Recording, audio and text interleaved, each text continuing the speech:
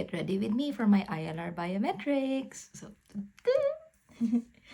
finally, the day came for me to do my last ever biometrics for a UK visa. So, kung naalala nyo, one of my first videos was me taking the life in the UK test in preparation for my application for ILR. So I've been here in the UK for 9 years now, but it's not continuous residence. I just realized that when I was applying my visa. So way back in 2017, March, I can't remember what day did I arrive. I think March 13. I arrived here in the UK in a short-term intra-company visa because at the time, I think up until now, there's still ICT visas that they provide. ICT actually does not count towards the where you get to get a residency here, or they call it ILR. The years that you spend under ICT does not count. That's the reason why it took me 9 years to get my ILR, because my first few visas was on ICT.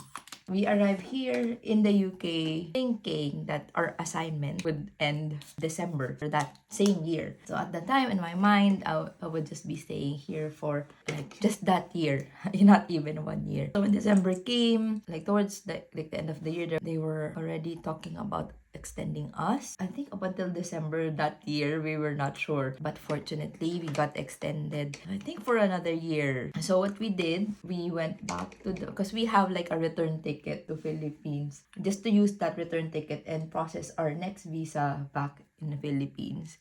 This is the thing that I forgot.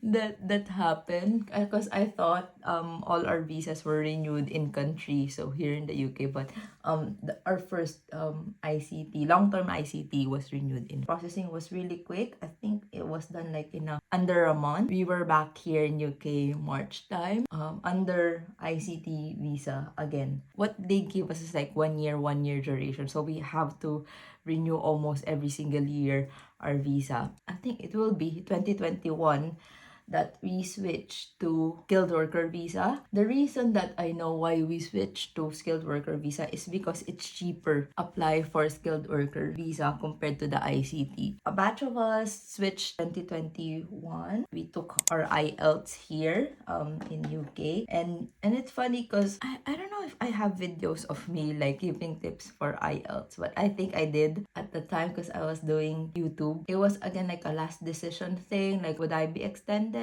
Should I get skilled worker visa? I had to book my IELTS really quick, and there were no slots, and my visa's gonna expire, so I had to take the academic IELTS. A bit more difficult compared to the regular IELTS, but it's fine because I was pressed for time. I prepared for that for 3 weeks, I think, score that you have to get for IELTS. So I managed to get that score. That month, I applied for skilled worker visa. I think it was around April that I submitted my application. I think there was delays at that time because of COVID.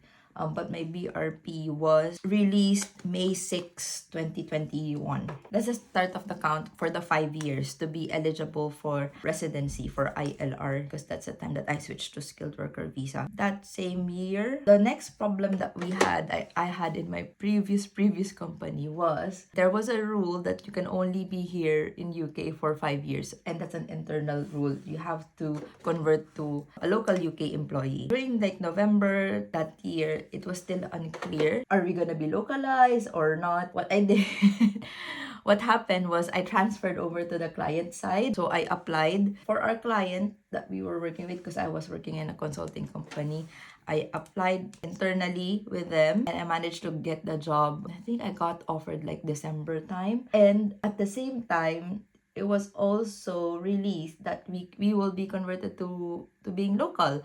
So I have two paths, two options that I can take. I can stay in my company, my current consulting company, and continue the work there, or move to the client side. So I chose to move to the client side. So when I moved to the client side, I think it was February, I stayed there for 3 years. I got made redundant, which was a stressful time because I have to find another sponsor to sponsor my job. But luckily, I was able to find another sponsor at the time that I was on garden leave. So I'll expound on the redundant in other Get Ready With Me. So yeah, and then I transferred over to my current company now, which sponsored me. That happened like last year, June. So I got made redundant in March last year. Well, now it's April. I'm already eligible to apply for my ILR. It was a really, really long journey, but we got here in the end, and I'm happy that I did it myself. That I'm not throwing shade with other people that got their ILRs in different ways, but this time it's all my effort, and I still managed to find sponsors at the time that it was really difficult. And now it's here. We're gonna get the biometrics, and hopefully I'm gonna get the decision this week, because it takes like I think what my company did is they put in like a priority request, so it's around 5 days that I would get the decision. Yeah, hopefully this week we will get the decision, and no more stress of finding someone that would sponsor you for a job. That's a huge burden off of my shoulders, and that residency has no expiration, so I can stay here in the UK up until whenever I want. Yeah, so I'll see you again on the next Get Ready With Me. Bye!